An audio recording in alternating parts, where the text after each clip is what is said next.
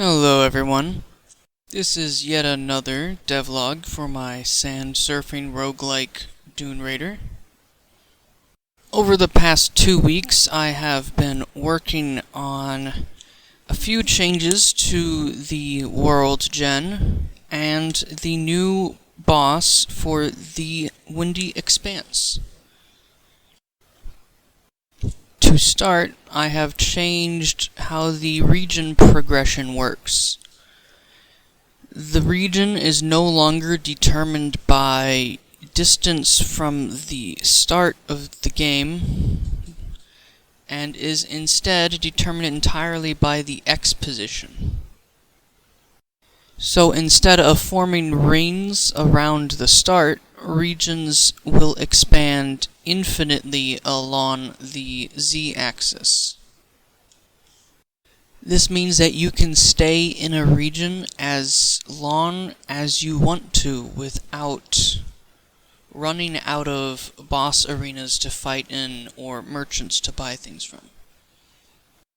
It also simplifies the calculations for generating the height map. This also means that there is now a world border. If you go 50 meters to the left when you start, you will run into it, and it is there to prevent you from traveling too far from the scorching sands and getting lost. The compass has also been changed to constantly point to the positive x-axis instead of away from the origin. And I plan to add an upgrade to the compass that also points to a Y position of 0, so you can recenter yourself on the map. After making those changes, I went to work on the new battleship boss. For this model, I wanted the boss to be about 2 to 3 times larger than the ski, and I wanted to stray from the typical raft approach and go for an ironclad warship. The hull is made primarily of steel instead of wood like most other enemies in the game, and instead of sails, it has a giant paddle on either side. The warship also has smokestacks that will make it visible from a distance so you can see it approach.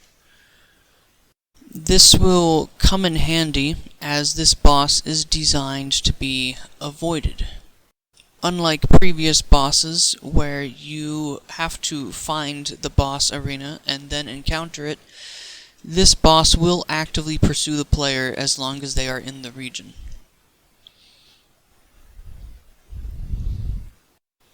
After I had the model done, I got started with the unique weapon that this enemy will have, which I have dubbed the glassing cannon. It is a giant lightning gun, which will charge up and fire at the player. But in addition to attacking the player, it will also create shards of glass in the ground, hence its name, that will obstruct the player's movement, making combat significantly harder.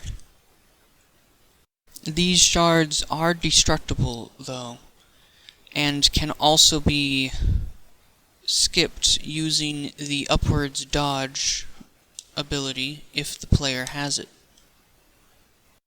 I have also created a shader to simulate the lightning beam.